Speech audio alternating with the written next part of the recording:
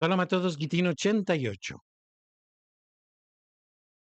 Un principio bien conocido en el Talmud es Dina de Malhuta Dina. La ley de la tierra es la ley.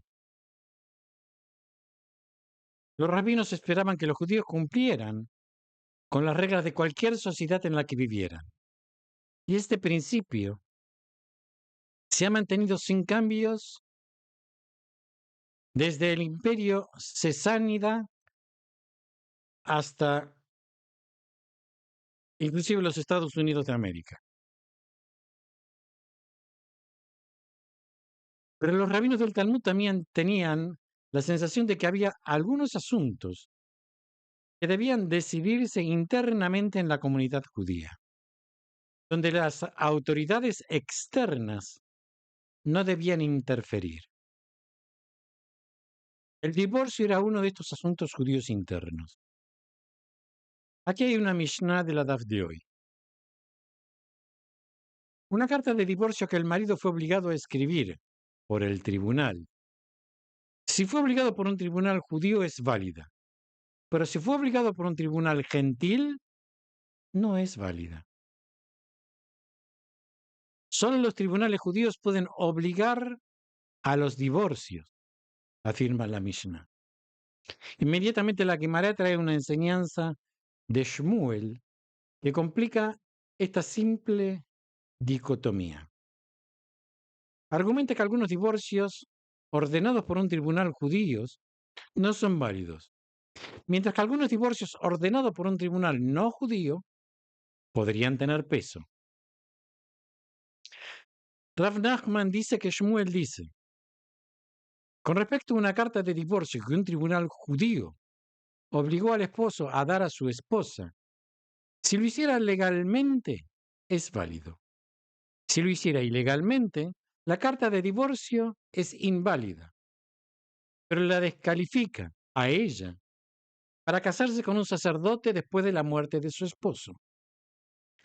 Y cuando un tribunal gentil ordena el divorcio, si lo hicieron legalmente es inválida, pero también inhabilita a la esposa para casarse con un sacerdote si su esposo muere. Si lo hicieron ilegalmente, no tienen ni rastro de carta de divorcio. Un tribunal puede obligar a un hombre a divorciarse de su esposa por una gran cantidad de razones. Pero la principal es que el matrimonio viola la ley judía. Supongamos, por ejemplo, que una pareja descubre después de la jupá que están estrechamente relacionados.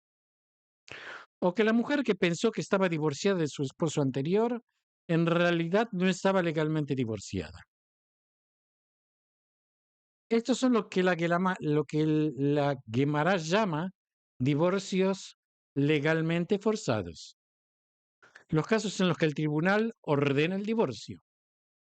Pero nada en la ley judía lo exige de otro modo. Son divorcios forzados ilegalmente.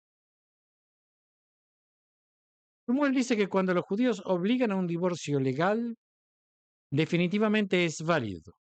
Y cuando los gentiles obligan a un divorcio ilegal, definitivamente no es válido. Pero hay otras dos posibilidades aquí.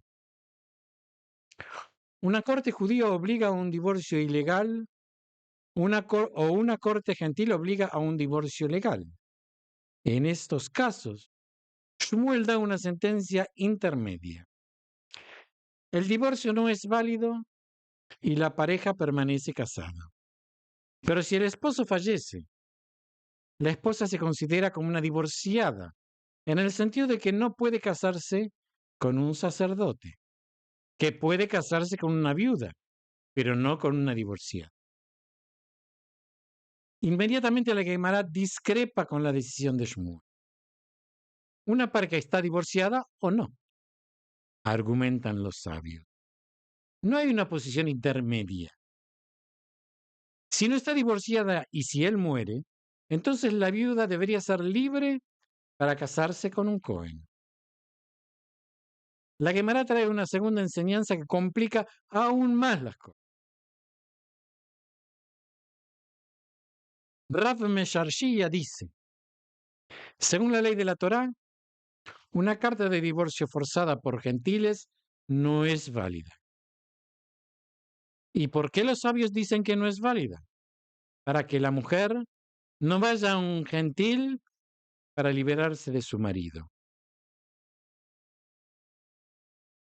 Rav Mesharshiya proyecta nuestra Mishnah bajo una luz completamente diferente.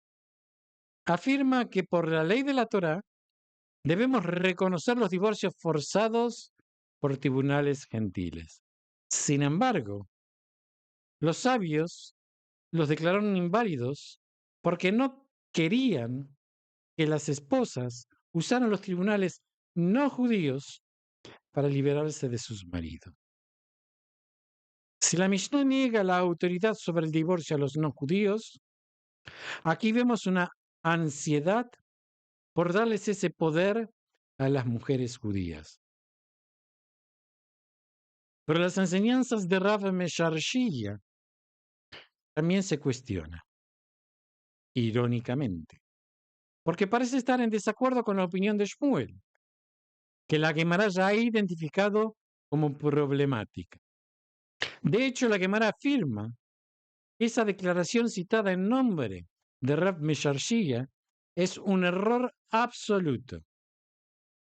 Se descarta la enseñanza y podemos seguir asumiendo que la Torá está de acuerdo con los rabinos en que los tribunales gentiles no pueden obligar a los judíos a divorciarse.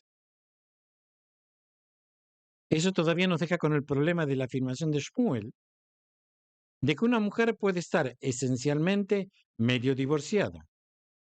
¿Cómo podemos explicar esto? La respuesta final en la Gemara es que las posiciones de Shmuel es una especie de cobertura. Uno podría opinar que podía estar confundido y pensar que el divorcio legalmente ordenado por un tribunal gentil fue de hecho ordenado por un tribunal judío, que después de todo está mejor posicionado para saber cuándo la ley judía requiere un divorcio. Y eso a su vez podría hacer que la gente piense que los tribunales judíos no tienen autoridad para obligar a los divorcios. El Talmud es obviamente una obra rabínica hecha por y para rabinos, y en la que los rabinos son vistos como amos y administradores de la ley divina. En tantos argumentos talmúdicos, se los encuentra discutiendo con confianza y comodidad los puntos más sutiles de la ley, seguros de su autoridad individual y colectiva y de la santidad de su misión. Pero la discusión de hoy muestra algo diferente. Una ansiedad de que la autoridad rabínica puede ser erosionada por otros actos. Desde las autoridades no judías que los rodean hasta las mujeres que viven junto a ellos. En tales casos, se dictan sentencias para reforzar esa autoridad, para proteger a los rabinos y, por extensión, a la ley divina que guardan. Shalom a todos y nos seguimos viendo si Dios quiere.